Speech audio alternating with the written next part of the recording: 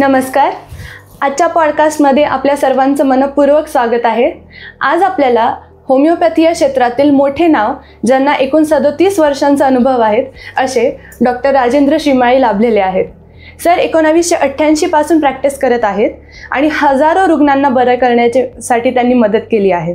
Doctor आपल्या रिसर्चनुसार prolapse disk म्हणजेच PID, nerve compression, spine injury यामध्ये खरंच होमिओपॅथी किती उपयुक्त ठरतं? आपला अनुभव सांगा. हा फार मोठा प्रदीर्घ अनुभव आहे. यामध्ये आजपर्यंत हजारो रुग्ण यामध्ये बरे झालेले आहेत.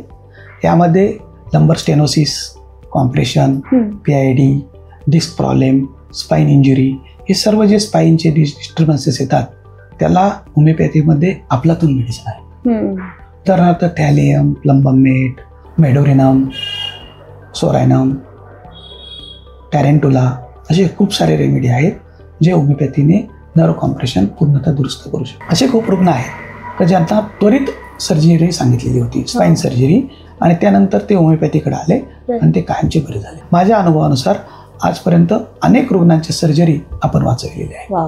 यामध्ये काय असतं की रुग्णांना पायामध्ये मुंग्या येतात, जड पडतो, वेदना होतात, त्याला पॅरालिसिस सारखी लक्षणं वाटतात आणि तो रुग्ण घाबरतो.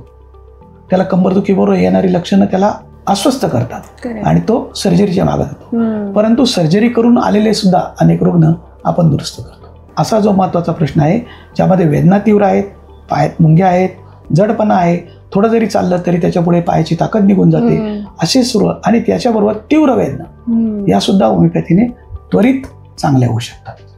याच्यातही दोन प्रकार येतात, एक ॲक्यूट स्पॉन्डिलायटिस आणि दोन क्रॉनिक स्पॉन्डायलोसिस. म्हणजे अनेक काळापासून जे मणक्यांमध्ये बदल होतात ते बदल होमिओपॅथीने चांगल्या रीतीने नियंत्रणात येतात.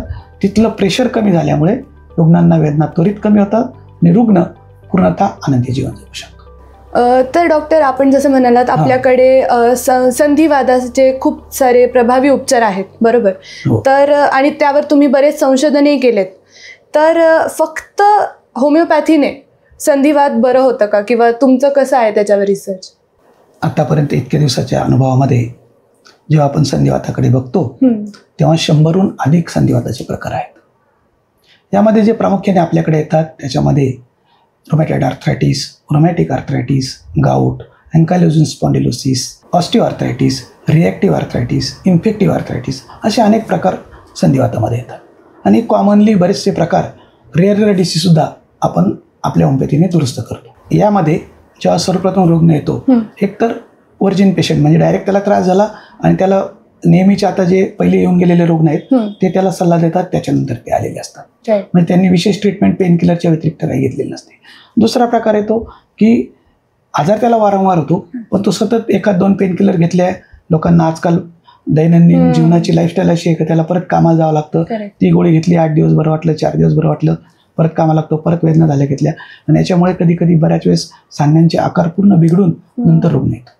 तिसरा प्रकार असतो जे खूप प्रिकॉशन घेतात, असे डायरेक्ट रुमॅटॉलॉजिस्टकडे ट्रीटमेंट घेतली, इम्युनोसप्रेसिव्ह चालू असतं, स्टेरॉइड चालू असतं, पेनकिलर्स चालू असतात, व्हिटॅमिन डीच्या गोळ्या कंटिन्युअस चालू असतात, आणि तरीसुद्धा मात्र पेशंट वेदनांमध्ये असतो. मग अशी जी रुग्ण येतात जेव्हा आपण सुरू करतो त्यावेळेस अशा क्रॉनिक रुग्णांसाठी आपण जेव्हा ट्रीटमेंट सुरू करतो तेव्हा पेशंटच्या हळूहळू पेनकिलर्स बंद होतात. इम्युनोसप्रेसिव्ह जे आहेत त्यांचे स्टेप बाय स्टेप मिलीग्रॅम कमी करत करत करत आपण ते स्टॉप करतो टेपर डोजमध्ये. येतं त्यानंतर येतं स्टेरॉइड्स, तर आपण पहिल्याच याच्यामध्ये कमी करतो. अशी स्टेरॉइड डिपेंडंट केस सुद्धा होमिओपॅथीने पूर्णतः बरी होते किंवा ती कंट्रोलमध्ये येते. काही रुग्णांमध्ये जेव्हा खूप जास्त बदल होऊन जातात तेव्हा आपण दुरुस्त होतो असं न म्हणता तो चांगल्या रीतीने कंट्रोलमध्ये येतो किंवा नियंत्रणात येतो आपण म्हणूया. तो नियंत्रणात आल्यामुळे त्याला वारंवार औषधी घ्यावी लागत नाही, रुग्णांचं जीवन सुसह्य होतं, आणि डे बाय डे त्या सांध्यांमध्ये जे डिजनरेटिव्ह चेंजेस कंटिन्युअस होत असतात त्याची वाढ ही थांबली जाते. म्हणजे त्याच्या ॲक्टिव्हिटी वाढवल्या जातात.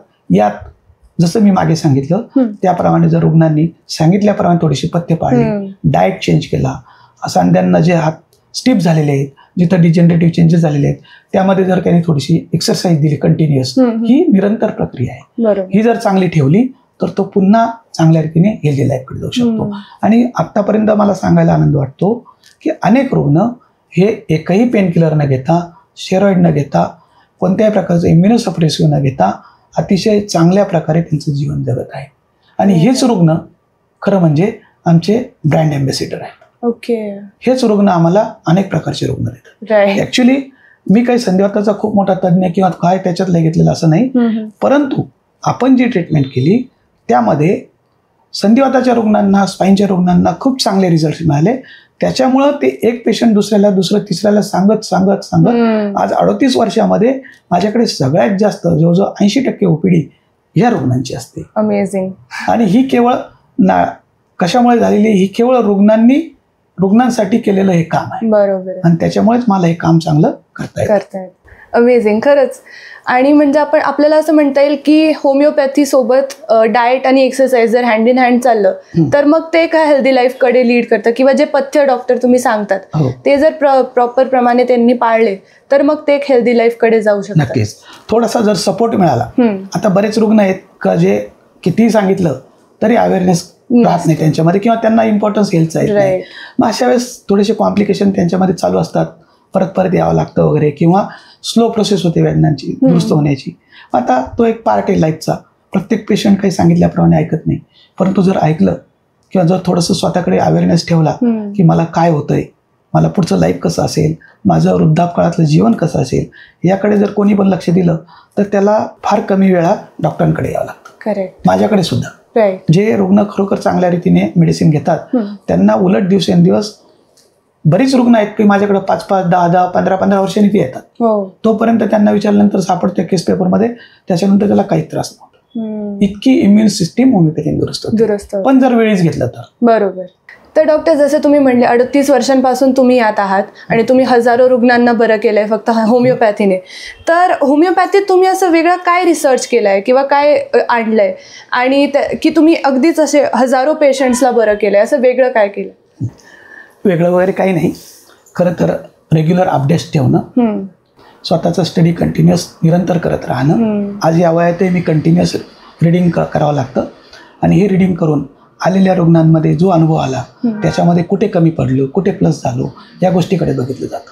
आणि मुख्यतः होमिओपॅथी करताना सिम्टमॅटिक ट्रीटमेंट देण्याच्या ऐवजी आपण त्याची कॉन्स्टिट्युशनल रेमेडी काढण्याचा प्रयत्न करतो. यावेळेस शारीरिक आणि मानसिक स्थिती, रुग्णाचं कारण काय आहे, रुग्णाला काय काय डिस्टर्बन्सेस आहेत, डिस्ट्रॅक्शन पॉईंट कुठे आहे, हे सर्व बघून योग्य सल्ला, योग्य ट्रीटमेंट काढण्यासाठी चांगलं जर अचूक मेडिसिन निघालं तर रुग्ण बरे होतात.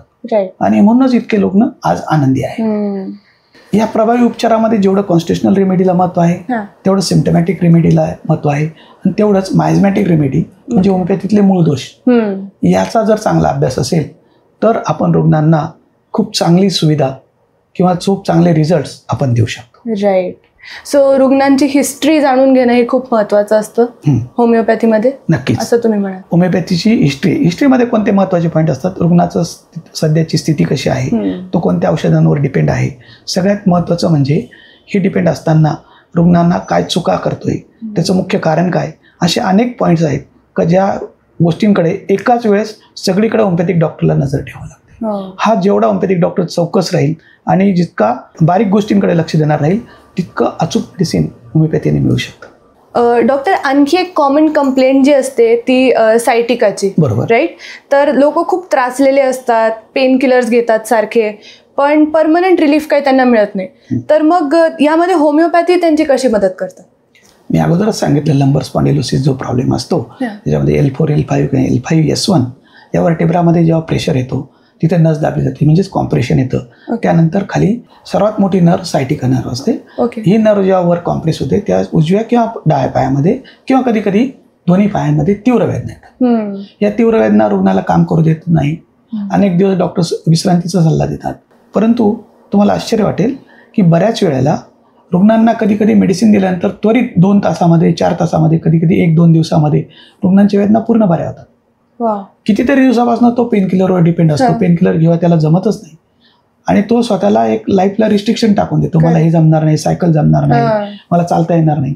आणि मेडिसिन घेतल्यानंतर जेव्हा तो बरा होतो तेव्हा तो पूर्ववत कामाला लागून जातो. इतक्या सुंदर रीतीने होमिओपॅथीमध्ये सर्वायकल स्पॉन्डिलोसिस असू द्या किंवा लंबर स्पॉन्डिलोसिस बरा होतो. त्यातलाच एक प्रकार म्हणजे हा सायटिका.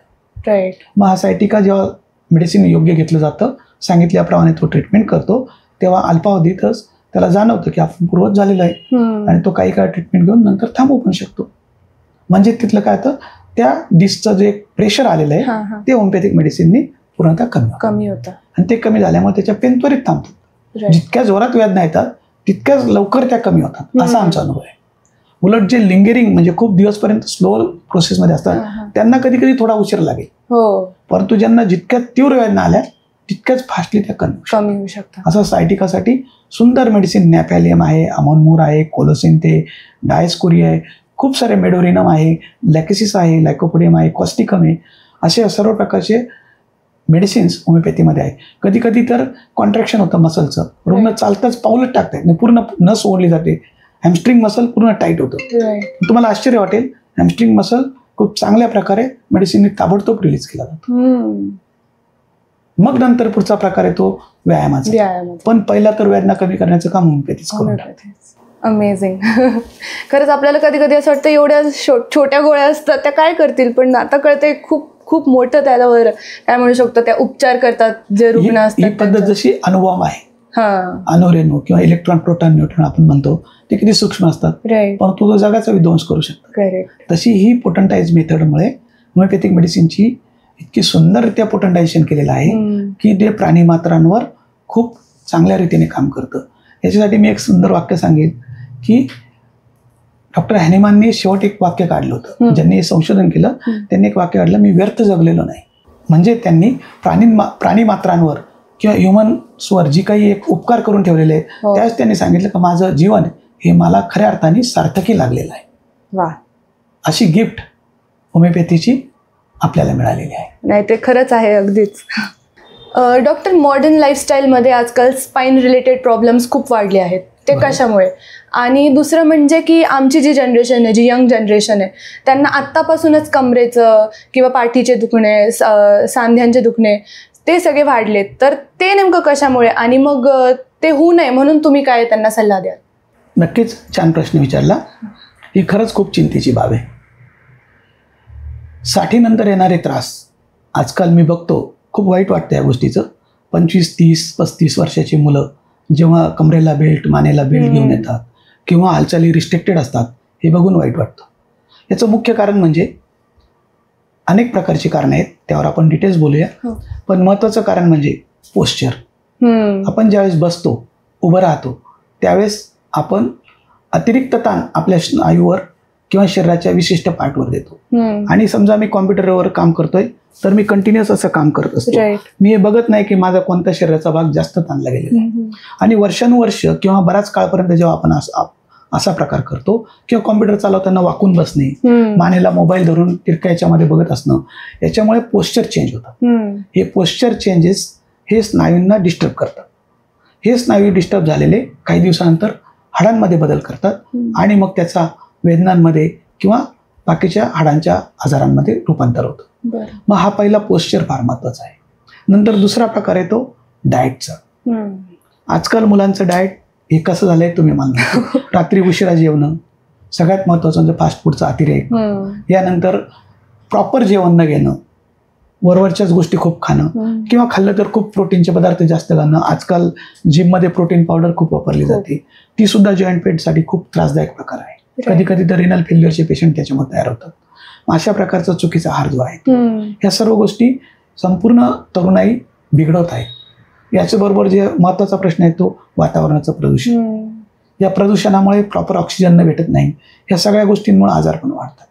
तरुणाई ह्या गोष्टींनी आज त्रस्त आहे. आणि हे सर्व करून तरुण रक्तामुळे त्याला पहिले सुरुवातीला वेदना होत नाही, परंतु जेव्हा त्याचं वय थोडंसं पुढे सरकायला लागतं त्यावेळेस त्याला समजतं की आपण व्यायामच केलेला नाही. थोडंसं श्रम केलं तरी दम लागतो, थोडंसं जरी एक्झर्शन झालं तरी त्याला स्टिम्युलंट घ्यावे लागतात. स्टिम्युलंट म्हणजे काय? स्मोकिंग, ड्रिंक्स आहेत, वेगवेगळ्या प्रकारचं स्टिम्युलंट, टोबॅको आहे, गुटखा आहे. या सर्व गोष्टींमुळे कॅल्शियम, व्हिटॅमिन डी वर मोठा परिणाम होतो. या सर्व गोष्टी त्याला डॅमेज करतात. एकतर म्हणजे व्यायामाचा अभाव, ॲडिक्शन, योग्य आहार नाही आणि चुकीचे पोस्चर्स, अशा सगळ्या गोष्टी जेव्हा तरुणाईला भेडसावतात त्यावेळेस शरीर किती वेळेपर्यंत तरुण आहे म्हणून थोडा वेळ साथ देतं, पण एक विशिष्ट वेळ येतो ज्या वेळेस शरीर आवाज करतं. बरोबर. आणि मग कमी वेळातच त्याला अनेक प्रकारचे दुखणे सुरू होतात आणि मग त्याची कार्यक्षमतेवर परिणाम होतो. ज्या 35 वयामध्ये पूर्वी लोक चांगली कामं करायची, आज 30-35व्या वर्षी तो थकल्यासारखा होतो. थोडंसं ऑफिसला जाऊन आला तर घरी आलेला त्याला काहीच करायची इच्छा होत नाही. यामध्ये आणखी एक महत्त्वाचा पार्ट येतो की आपण कंटिन्युअस AC मध्ये थांबतो, योग्य आहार नाही, त्याच्यामुळे व्हिटॅमिन B12, व्हिटॅमिन D हे सर्व प्रमाणात खूप कमी प्रमाणात होतं आणि त्याच्यामुळे सुद्धा तरुणाईला खूप सारे सांध्यांचे त्रास होतात. बरोबर. मग असे एकतर हेरिडिटी प्रॉब्लेम, हे सगळे पुढचे प्रश्न, हे सगळं योग्य आहार नसणं, प्रॉपर डाएट नसणं, सगळ्यात महत्त्वाचं चांगलं सात्विक फूड नसणं, या सर्व गोष्टींमुळं कधी कधी नॉनव्हेजचा अतिरेक हे सुद्धा सांधेदुखीसाठी कारण होतं. त्याच्यामध्ये बटाटे आहेत, आता नवीन संशोधनानुसार कार्बोहायड्रेट्स आहेत, जास्त ऑइली स्पायसी फूड आहेत, सॅच्युरेटेड फॅट्स खूप खाल्लं जातं. या सर्व गोष्टींमुळं सांधेदुखी तरुण पिढीला किंवा सगळेच आजार तरुणाईसाठी जास्त प्रमाणात त्रासदायक ठरत आहेत. बरोबर. पण आता जसं तुम्ही बघताय डॉक्टर, बऱ्याच तरुणांना बाहेर घरापासून लांब राहावं लागतं कामानिमित्त किंवा शिकण्यानिमित्त, तर त्यांना ते प्रोटीन किंवा तो आहार पूर्णतः जसं जो घरचा आहार असतो त्यात आणि बाहेरच्या आहारात खूप फरक पडतो. तर मग तेव्हा त्यांनी कसं मेंटेन करायला पाहिजे? अतिशय सुंदर प्रश्न विचारला तू. याच्यामध्ये बघा की आपण हे निमित्त देतो, प्रत्येक वेळेस प्रत्येकाला एक्सक्युजेस द्यायला फार आवडतं, त्यात आपला नंबर आहे. कारण का बाहेर फ्रुट्स अवेलेबल असतात. आपण किती वेळेस खाल्लेत फ्रुट्स? कमी वेळेस. खातच नाही, कमी वेळेस नाही, खातच नाही. तिथे वडापाव असेल, सँडविच असेल, बर्गर असेल आणि पिझ्झा असेल तर आपण जोरात तिकडे निघतो. मग या सर्व गोष्टी ज्या असतात ना, हे आपण एक्सक्युजेस देतो. खूप चांगलं फूड आजकाल अवेलेबल आहे. ड्रायफ्रुट्स हे घरून तुम्ही ड्रायफ्रुट्स नेले, सकाळच्या वेळेस ते भिजून खाल्लेत, दुपारच्या वेळेस फ्रुट्स घेतलेत, प्रॉपर प्रमाणात जिथं तुम्हाला चांगला आहार भेटतो, हिरव्या पालेभाज्या भेटतात, चांगलं जेवण भेटतं, असं घरगुती ठिकाणी तुम्ही जेवण केलं. आपण फास्ट फूड कधीतरी 15 दिवसातून, महिन्यातून कधीतरी घेतलं मित्रांबरोबर एन्जॉयमेंट म्हणून, it's okay, it's part of life. But हा रेग्युलर डाएट नाही आहे. जे स्वतः बनवतात त्यांना विचारा का तुम्ही काय जेवण करता, तर ते घरून आणलेला डबा जेवण करतात. बरोबर. आणि आपण मात्र सकाळ संध्याकाळ त्याच्यावर थांबण्याचा प्रकार येतो आणि मग एक वेळ ते काही सर्व शरीर सहन करण्याची क्षमता त्याची संपते. बरोबर. लक्षात. आजकाल आणखी एक याच्यामध्ये आलेला प्रकार म्हणजे डेअरी प्रोडक्ट आणि बेकरी प्रोडक्ट. हे प्रकारापासून तरुणांनी खूप दूर राहावं. तरुणांनी या गोष्टीला फरक सांभाळणं गरजेचं आहे. बाजारात येणारे दुग्धजन्य सगळे पदार्थ, डेअरी प्रोडक्ट आपण म्हणतो, पेढा, बर्फी, मलाई, मिष्टान्न सगळे, तुम्ही एक बघा की गावामध्ये गाई आणि म्हशी फार कमी आहेत, परंतु दूध जर 25 फुटावरच्या प्रत्येक हॉटेलमध्ये दूध आणि दुधाचे पदार्थ अवेलेबल. आज जरी तुम्ही म्हटलं की 100 लिटर मला पाहिजे तर 1 मिनिटात भेटतं. मग हे सर्व दूध आलं कुठून? मग यामध्ये खूप मोठं पनीर, प्रोटीनच्या नावाखाली पनीर घेतलं जातं, परंतु सगळ्यात जास्त घातक प्रमाण त्याच्यामध्ये आलेलं आहे. या सर्व गोष्टी आपली सगळी इम्युन सिस्टीम डिस्टर्ब करते.